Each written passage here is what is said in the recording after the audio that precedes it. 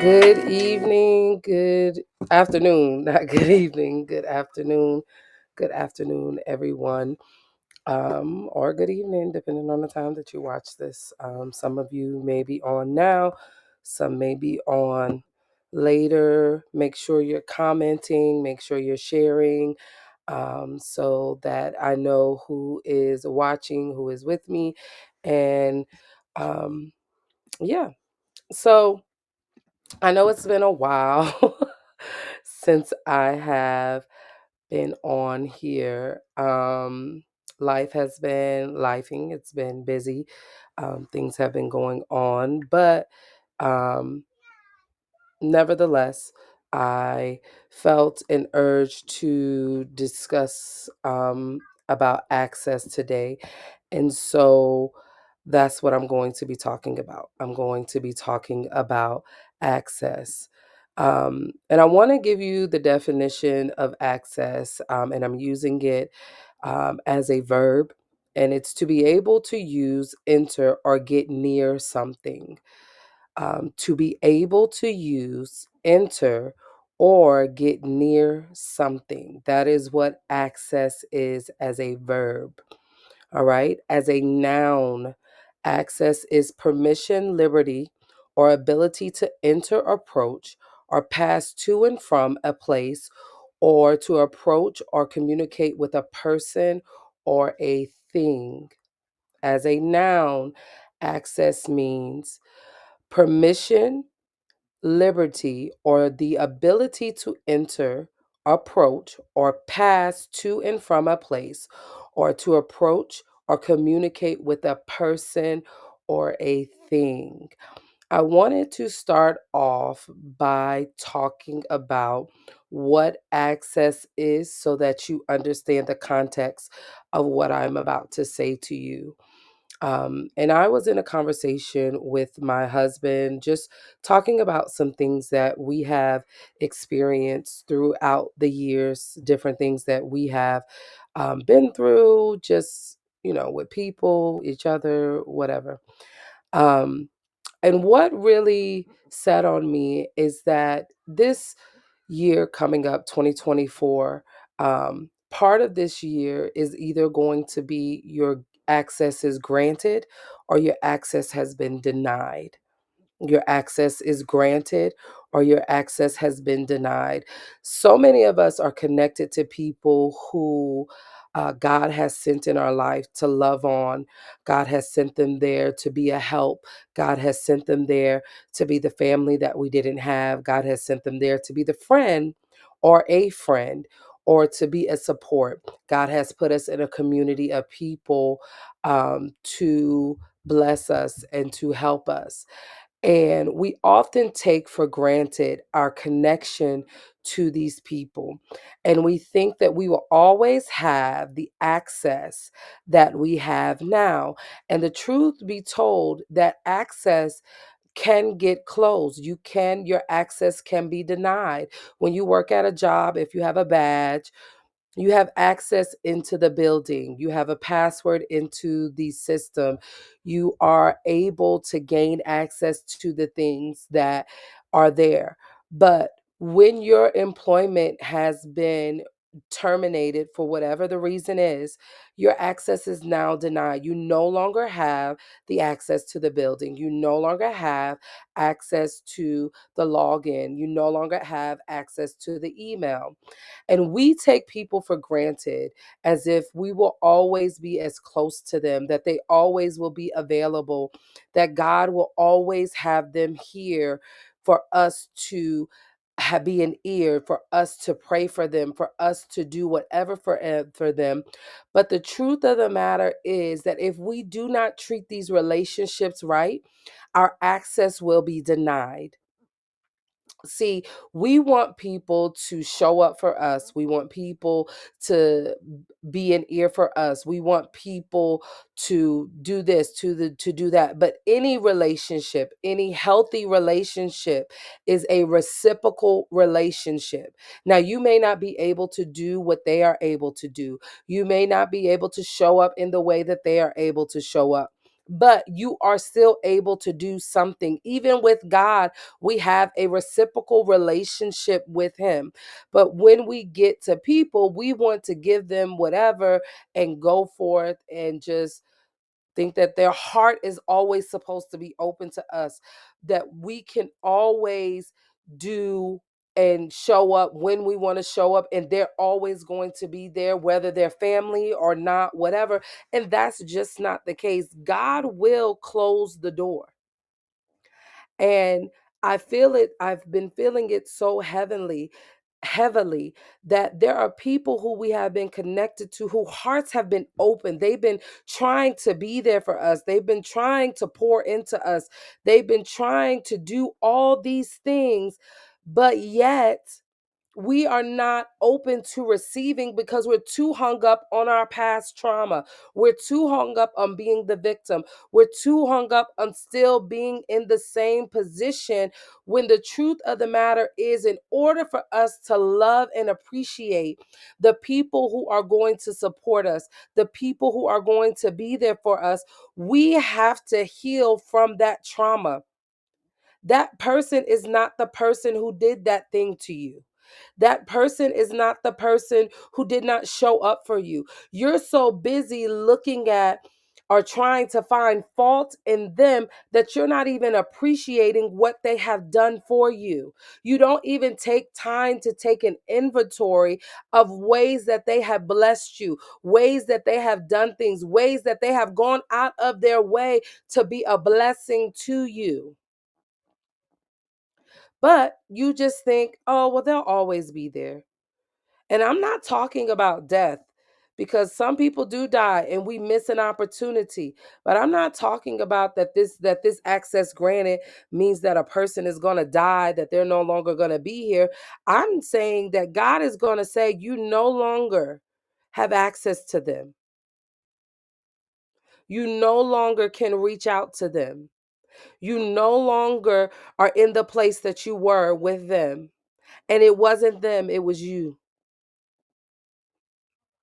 We so quickly want to say how people did us and what we did to people, and this and that, when the truth of the matter is that we're not being a friend. We're not being a spiritual daughter. We're not being a community. We're not being a part of the sisterhood, because it's all about me. It's all about what I want. It's all about how people should interact with me. It's all about what should be done for me. And in a community, we're taking care of each other. In a sisterhood, we're taking care of each other. Even in a parental child relationship, we're still helping take care of each other in the way that we can, at the level that we can. So I'm not on here to be long. I'm not on here um to try to, preach a whole sermon or pull out scriptures or anything like that. But this year coming up, 2024, the people that you were given access to, and it wasn't that you had access to them just for 2023.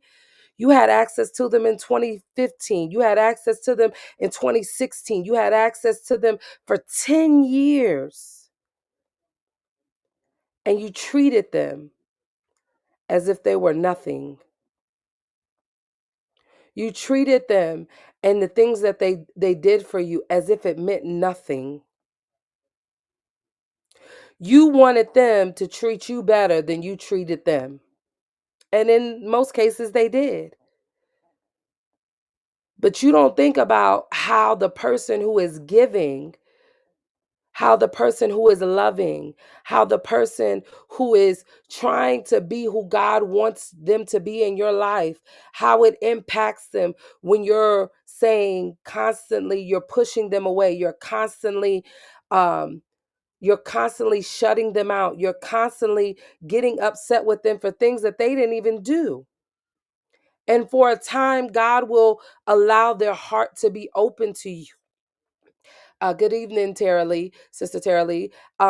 for a season, God would allow their heart to still be open to you because He wants you to give He wants you to get the love. He wants you to get the community. He wants you to get the parental relationship that you didn't have with your natural parent. He wants these things for you. But you are so caught up in staying in victim mode that you can't appreciate what God is blessing you with. You can't appreciate the people that God is bringing into your life.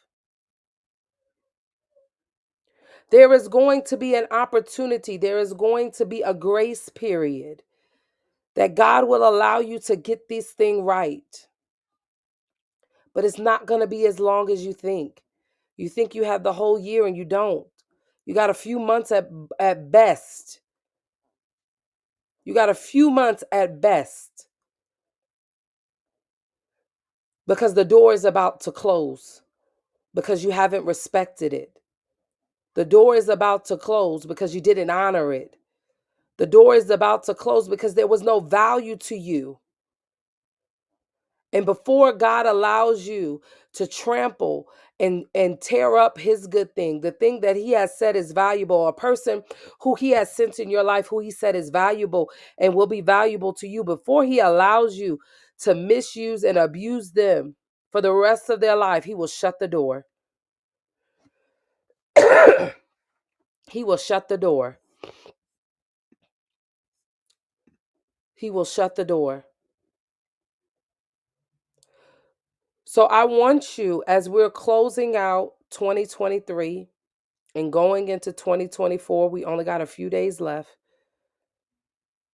But I want you to think about your relationships. And I want you to think about, where do you put the weight? Where do you put the respect? Where's the value? Do you value the people who show up? Do you value the people who do things that they don't have to do? Are you still valuing the people who trying to keep you in the same mindset, in the same mentality, in the same place, doing the same thing, chasing after the same type of men, same type of women, chasing things that mean nothing? Or are you placing the value in the people who are challenging you to grow? Who are challenging you to come out of that thought process, who are challenging you to be better today than you were yesterday, who are still encouraging you that even though it's the end of the year, you still have an opportunity to change your mind, to change your thoughts, to change how you communicate. You still have an opportunity, but are you going to take advantage of it? Are you going to take advantage of it? There are some people, I've been in situations where, you know, people had time to communicate with me, to get to know me, to whatever the case may be, and the door was open. The door was open. But instead of working, and just because the door is open doesn't mean that there's no work. Like, you still got to work on relationships, right? It's still work. I don't care what ship you on, what relationship ship you on, it still takes work. It still takes communication. It still takes both parties participating and doing things. A relationship cannot be carried by one individual. A relationship cannot be somebody who is constantly pouring out, constantly giving, constantly checking, and you're doing little to nothing. That's not healthy. That's not healthy. And so the door was open for them to facilitate a relationship, to help cultivate a relationship with me. And they did not, right? And so when my heart was open to the possibility of what could take place, when my heart was open, saying, I don't know what's going to happen, might go to the left, might go to the right, but I'm willing to open my heart to see what's going to happen. And they did nothing. And then now we down to the final countdown. Now you're like, hey, how you doing? Hi. What you what's going on? because you had all this time. And now when my heart is slowly like, well, you know what? It's not really worth my time. They weren't really interested, so I'm going to go about my business. And now you want to come. Just because you're ready doesn't mean that I'm available now, right? And so relationships take work from both parties. I don't care what ship you on, a friendship, a romantic ship, a business ship, family ship, whatever ship you on, it takes work from both sides. And then there's people who we've had relationships with who we were trying to cultivate something deeper and they wanted to stay at surface level. And so now now the relationship is not what anybody expected it to be.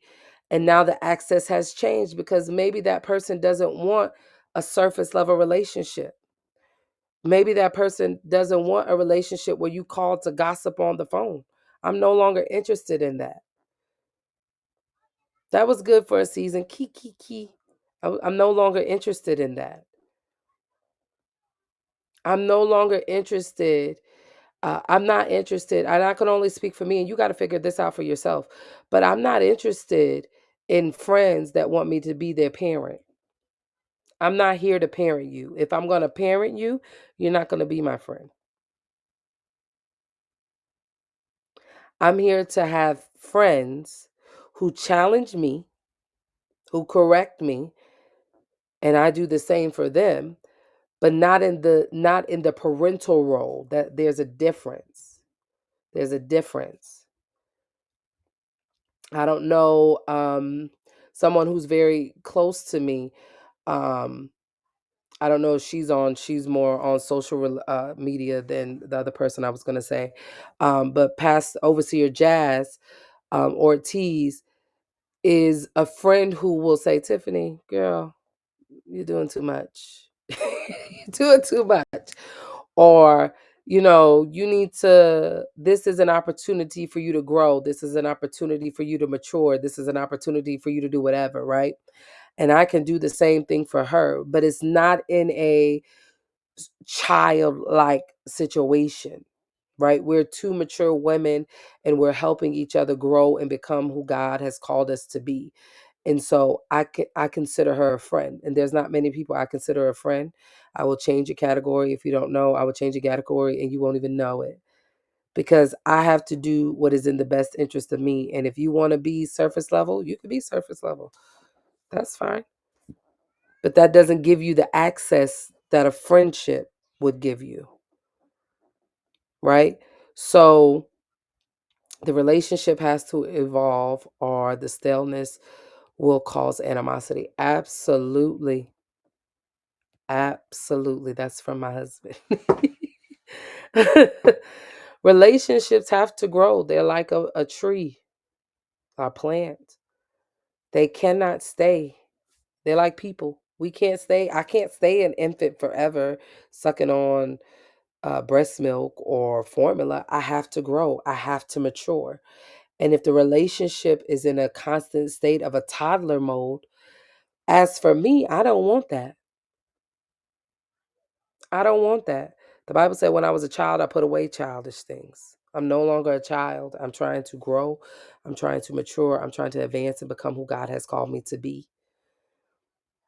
And so you have to decide, you really have to reevaluate these relationships that you have in your life. You can't go through 2024 thinking that you have the same access that you've always had because some of you, your access has been denied.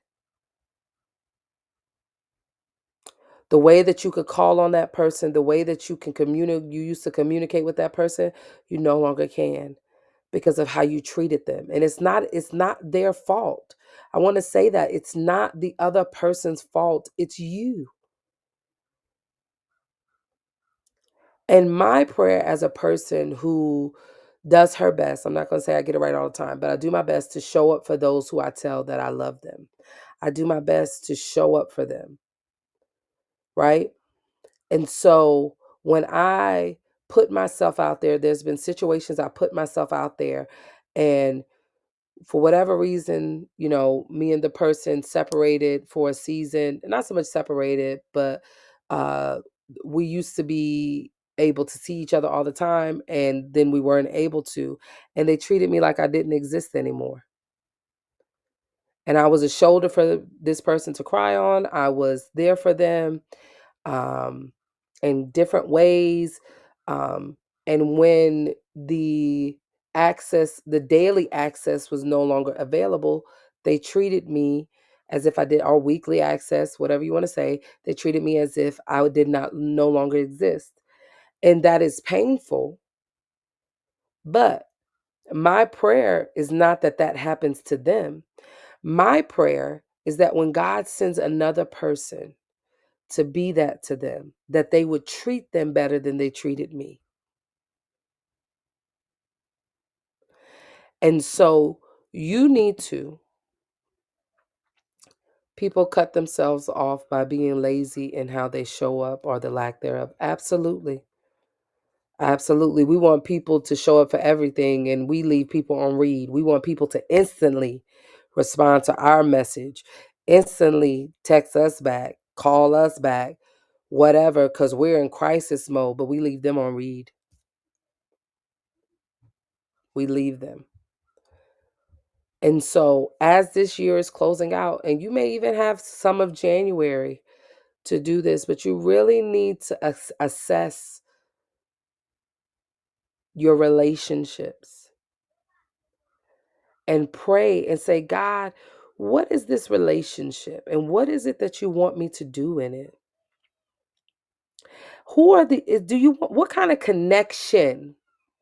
What kind of connection do you want me to have with these people? Is this someone I can am I supposed to just when I see them, hey, be cordial, kind, have a little conversation? How deep does this relationship need to go? Because that's how we get hurt too, right? We bring people into a closeness that they never was supposed to have access to.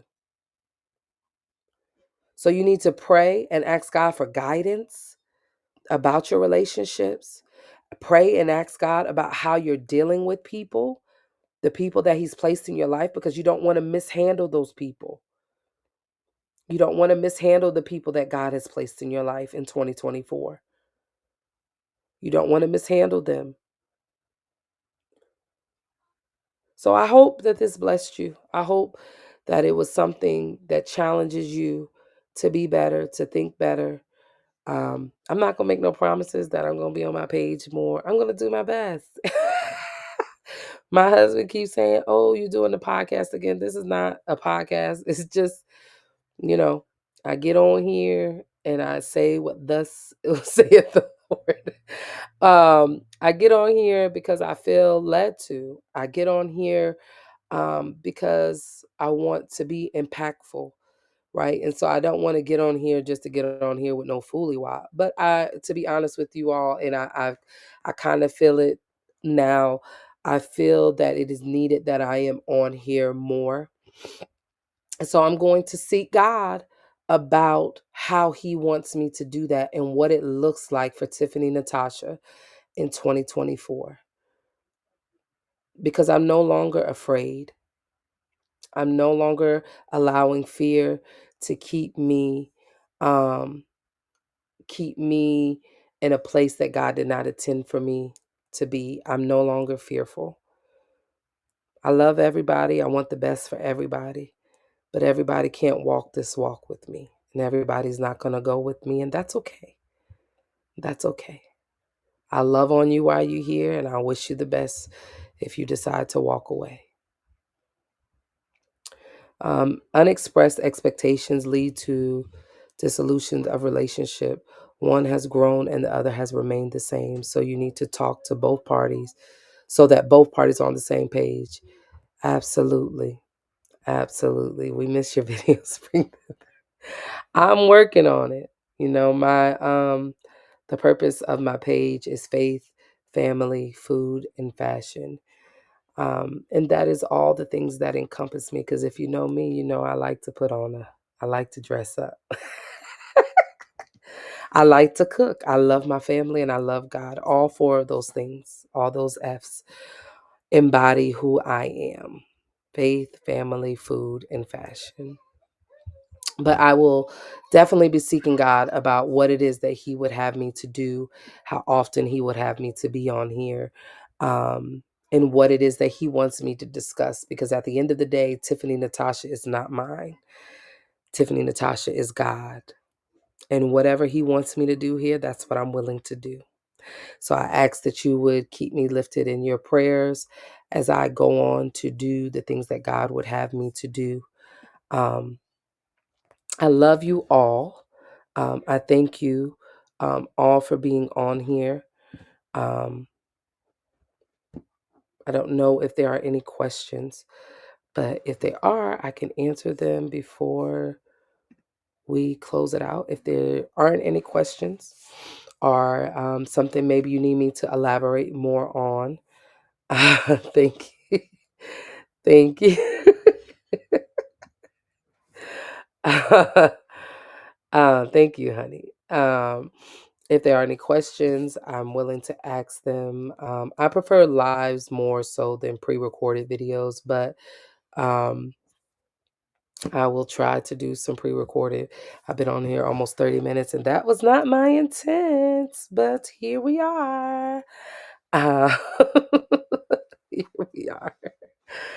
Um, so don't forget to like, comment, subscribe. Hit that bell to be notified. Don't forget to like, comment, subscribe. Hit that bell to be notified. And I will see you all in. Oh, how should a person navigate growing apart from someone who they've known for years? So the question for me to you is, do you believe that the relationship is worth saving? Do you believe that the relationship is worth saving? If you believe that the relationship is worth saving, then I would have a conversation. Well, first I would pray and I would ask God to give me the words to say. I would ask God to allow me to come in a posture that the person can receive what it is that I'm saying, because the purpose of communication is to bring understanding. And so I want them to understand what I'm saying. But if I'm coming to be argumentative, or if I'm coming um, to just kind of get my way, then that's not a good way to have a conversation. So I would pray, and then I would pick a mutual place that is good for both parties to be able to talk, um, and then go from there. It's more about history than anything new. So I would try to, they are familiar, but no growth, no spontaneous things happening. Um, I would try to do something new, because if you've known them for a long time, sometimes the fire is not gone, right? Sometimes the fire can be rekindled. Um, so I would try to interject new things into the relationship. And then if the person is not receptive, or the person is just happy with where the relationship was at and does not want to grow, does not want to move forward and do new things, then I would say, I would have a conversation again. I would be prayerful about it first. I would come in a good posture, meet at a mutual place that is, not where both parties feel like they can be comfortable. And I would just say, I think we had a great run. I think we did some great things together, but it seems that we have outgrown each other. It seems like I am moving in this way and you are moving in that way, and they're not necessarily aligning with each other. And so I don't want to be a hindrance to you, and I don't want you to be a hindrance to me. And we will always have what we had. And maybe at some point our paths will cross again. But at this moment in time, we're not being beneficial to each other. That's me personally, what I would do. It's not that I'm upset with you. It's not that you did something and I'm angry. I'm just noticing that I am moving to the left and you're moving to the right. Sometimes even we begin to live different lifestyles, and they don't align with each other. So I would have a conversation and I would go on from there. Any other questions? Thank you so much for your support, husband. Thank you so much for your support.